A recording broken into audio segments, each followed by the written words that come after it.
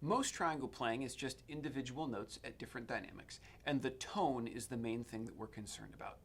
There are a couple of situations, however, where there's some more technical or mechanical things we need to worry about.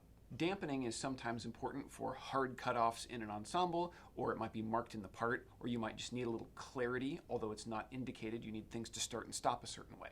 If you're holding in a clip like this, which you usually are, the way that you do that is you're going to take these bottom fingers and you're going to touch the triangle right up here at this upper corner lightly to just stop the vibrations. You want to be careful to avoid sort of a distorted buzzing sound in your cutoff. Make sure you're dampening completely and using the softest part of your finger.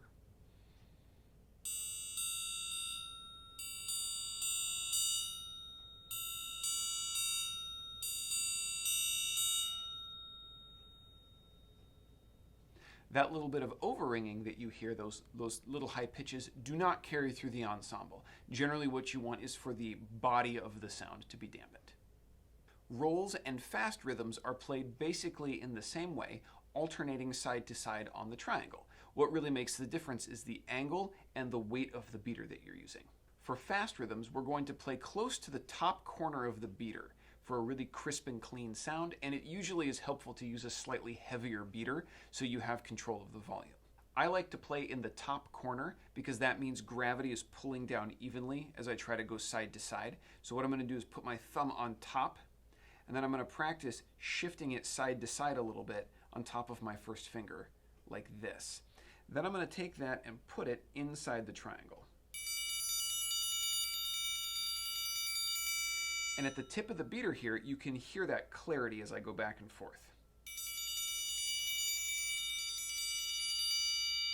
It's also helpful that I'm essentially playing in perpendicular position, so I do have the cleanest, clearest tones coming out of the triangle possible. The sticking is kind of a sideways down and up. So if I have my hand this way, I'd be going down, up, down, up. So now it's sideways, so it goes down, up, down, up. Basically, the down motion is like a right hand in a sticking pattern, and the upstroke is like a left hand.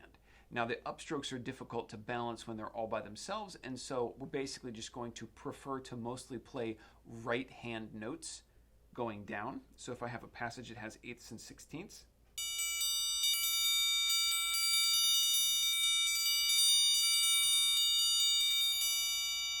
some people prefer to play in the lower corner and use sort of a scooping up and down motion, so you can experiment with that as well.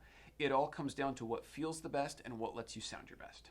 For rolls, all of this is going to be the same, except now it's going to move down to the sweet spot of the beater, and it usually is helpful to use a slightly lighter weight beater as well.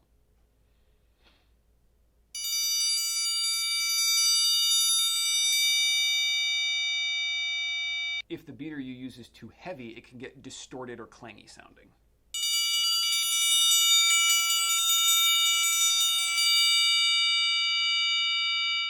As opposed to that lighter one.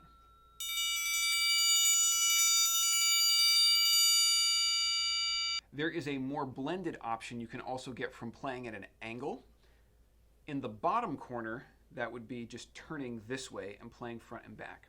In the top corner, which is what I prefer, you actually just turn the triangle a little bit, and you're going to split the playing area between the blended spot. So you take where the blended spot is on the triangle, you're going to play a little above it on one side and a little below it on the other. So here's the centered up sound perpendicular to the triangle. And then at an angle, the more blended sound.